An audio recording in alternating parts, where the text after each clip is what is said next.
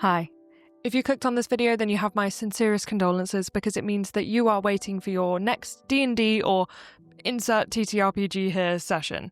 It's been 84 years. What if I told you there are multiple ways that you could be playing the game in between sessions? And no, I do not mean Baldur's Gate. Get that controller away from me. There are multiple ways that you could be playing your game in between sessions that don't just kill time, but also help to make your games better and help to avoid campaign death. Minty, that doesn't make any sense. How can you play the game without playing the game? Shut up. Sit down comfortably with a blanket and some tea, and I'm going to tell you how this works. I'm going to talk you through my 5 P's of game prolonging, my very own Dennis system. We're going to attack this in order of time intensity, starting with something that you probably have heard of before and you might already be doing, but I'm going to explain a few different ways you can approach it. P number 1, playlists. Making a playlist for your character is no new novel idea. I'm not reinventing the wheel here, but it is an incredibly quick and easy way for you to feel more connected to your party and your story throughout the week by listening to music when you're on a walk or on your commute. And finding new songs that fit your character's vibe or evolve with the story is a really, really fun thing to do. Don't just make a playlist that just sits stationary. Update it as your character grows and as your party encounter new problems. Does your character fall in love? Add some love songs. Do they encounter a new problem? Add some angst in there. Whatever it is, there's so many fun ways you can create almost a musical journal of your character's journey. You'll often find listening to the lyrics of songs that you've either heard before or not heard before giving you new ideas for your character as well. So it's not just a diary of what your character's been through, but it could be a projection of what you might see them going through in the future or something that could happen in their story. And also, obviously, share this one with your party. If you don't put spoilers in there, or maybe you do put spoilers in there that are Easter eggs for them to find, but it's a lovely way of sharing music and just feeling more connected to your party as friends and as people. Or you can just use it to check their playlists and prepare yourself if you see any Linkin Park or Billie Eilish or insert generally depressing artists here.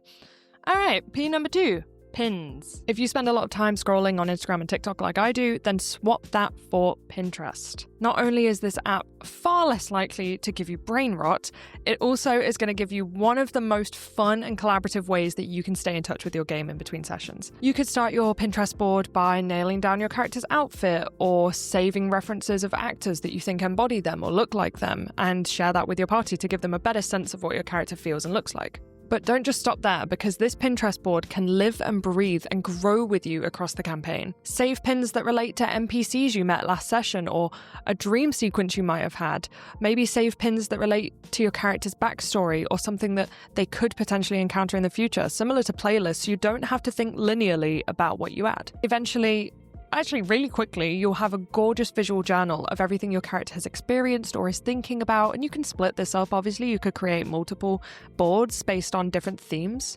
You can share it with party members and again lay little Easter eggs for them to find or wonder about. You can even make collaborative boards, so you could actually create one that is a general board for your D&D setting and help add to that with inspiration, maybe for your DM if you're homebrewing. That could be a really nice thing to do. DM's pet. I wanna be DM's pet. Pinterest, please sponsor me. I spend so much time on your godforsaken app. Okay, moving on. P number 3. Pen to paper. Okay, that's 2 P's. Pen to paper could mean art or writing, and if you're an artist or a writer, then it's probably occurred to you to, create something around your character in between sessions. But for anyone who thinks that they're not good at this type of thing, think again. You don't need to be good at this type of thing because there are so many small ways you could write or create artwork that helps you feel more connected to your character without feeling self-conscious about it. One of the easiest ways you can do this is to create a character journal. This is not your usual note-taking journal if you are a note-taker. I hope you are. You should be. This is a journal that is written from your character's perspective and is maybe just a short passage, maybe every long rest, about how they're feeling. This is something that I'm doing with my character Greer, and I even treated myself to a little kind of old-timey journal to make it feel like it's really something she might have in her pack. Even writing just a small recap of what happened and how they're feeling can really help you to go into the next session more prepared, especially after you've maybe had a hiatus or a couple weeks break.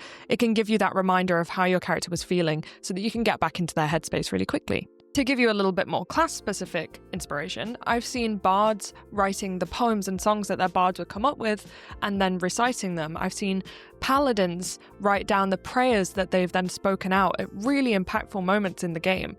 Just putting a little bit of time outside of the game into these moments that your character probably has worked on around the campfire, maybe even a letter they've sent to their parents at home, if you have parents, can be really, really powerful and really help you to get into the mind of your character. Which brings me really nicely to P number 4, personal interests. I know that D&D is often people's escapism, and you might not want to think about work, or you might want to get as far away from your personal interests as possible when you're playing your character, but I contest that bringing some of what is natural to you as a person into your game can lead to far more in-depth and meaningful campaigns. As mentioned, I have a paladin friend who writes out the prayers and litanies that he speaks, but he's also a historian, so he has a really great understanding of different cultures and different faiths that he brings to this character. Another one of our players is a physicist, and when we first built the world that we're playing in, helped our dungeon master to estimate what kind of climates there were in different regions based on how close they were to the sea. I don't know how he did that, but it's really cool. Another one of our players is another historian with a particular interest in architecture, and he and I built a city in our shared backstory using his knowledge. I've seen crafty people create props and then bring them to the table, like letters or contracts or magical items. Whatever you're good at, I promise it has a place at your table, and it will help you feel more invested in your campaign. And it also shows your DM a lot of appreciation and love for their game, which helps to avoid another killer of campaigns, which is DM burnout. That takes me to P number 5, which is pals, or friends with a P. The common thread of all of my recommendations is to share. It's to speak to your D&D party in between games. Don't just be D&D friends. It reminds everyone at the table that you're all building this story together. Don't just put all of that onus on your DM, no matter how good they are. Don't take them for granted. Your Pinterest boards, your writing, your artwork, your music taste and your playlist, all of that is sure connected to your game, but also is coming from you and is showing what you care about and what you're good at. And sharing that with your fellow party can really just help to find common ground with them and show them how much you're enjoying the time that you're spending together. So, what are your tips for playing D&D when you're not playing? Please drop them in the comments for the sake of your community and also because I would love to steal them. Thank you so much. Freaking fucking